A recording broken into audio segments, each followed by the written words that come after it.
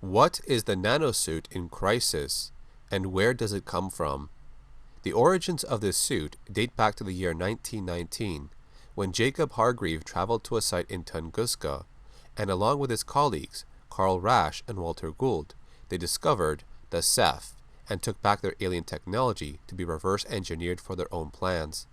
Hargreave assumed this alien species would someday return to Earth, so his plan was to use their technology and give mankind a fighting chance if a war between the two species would ever occur. The nanosuit was a power-armored exoskeleton designed for humans. The prototype required combat data before it could be improved, so the 1.0 model was designed and deployed to Lingshan Island to combat the Ceph. Hargreave was fully aware of the Ceph on the island and wanted to test the nanosuit against the Ceph. It would also give him data on how the Ceph would combat someone who was using their own technology against them. The suit has nanomuscle fibers that can interact with the host and be used in different ways. They can harden together for increased armor, provide a boost in strength, improve on their running speed, and it can also bend light to give the perfect camouflage. These features run off its own energy supply, and it recharges over time when these enhancements are not in use. While the suit itself does have its own regenerating properties, it can rebuild damaged tissue quicker when the host uses armor mode. Now, the suit's abilities can be disrupted by the use of EMP weapons, like the K-Volt submachine gun and nano-disruptor grenades. The visor itself has many functions that can be used in combat situations. Along with having a hands-free voice communicator and being able to tap into different frequencies, it also has binoculars, a processor for hacking equipment, a rebreather for underwater activity, which recharges in a breathable atmosphere. Another feature is that it has thermal vision, which can spot targets easily. It also has a GPS device installed on it to help the user locate specific objectives. The suit will also adapt to different gravity levels by the use of hydrothrusters. This feature is meant to be used on different planets because it does not work in space. There are several magnetic holsters for weapon and ammunition storage. The suit can also monitor the vital signs of the host, and if the environment gets too cold, it has a special defrosting function. This is meant to maintain the normal body temperature of the host. It will also withstand high levels of heat and radiation. The Ceph would also use energy-based weapons. This energy could supercharge a nanosuit to almost indestructible levels.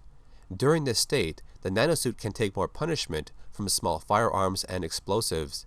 The Ceph energy can also recharge a disabled nanosuit. After the events on Lingshan Island, the Nanosuit 2.0 is developed. The upgraded version is lighter, has more energy storage, and can also interact with Ceph technology. A transceiver device can be used to overload some Ceph units or to disable their shields. This new suit was taken by Prophet after he had a fallout with Hargreave. It would get another upgrade called the Final Fixing Protocol. This would boost the nanites to their highest adaptive level. It was later revealed that the Ceph technology carries a viral spore that will infect other life forms until they cannot function anymore. The suit would act as some type of symbiote, and over time, it would bond with the host and be harder to remove. During this process, it starts to act as a second layer of skin. The suit would merge with the host and store the memories in its deep layers. When the suit fully bonds with the host, they are no longer human. They become a post-human warrior. The Nanosuit 2.0 would receive a final upgrade called the Tunguska Iteration. This was an injection that was meant to counter the virus the Ceph unleashed on Manhattan City. Jacob Hargreave's plan was to take Prophet's suit and fight against the Ceph. This was revealed in Crisis 2 when you locate his body within a stasis pod.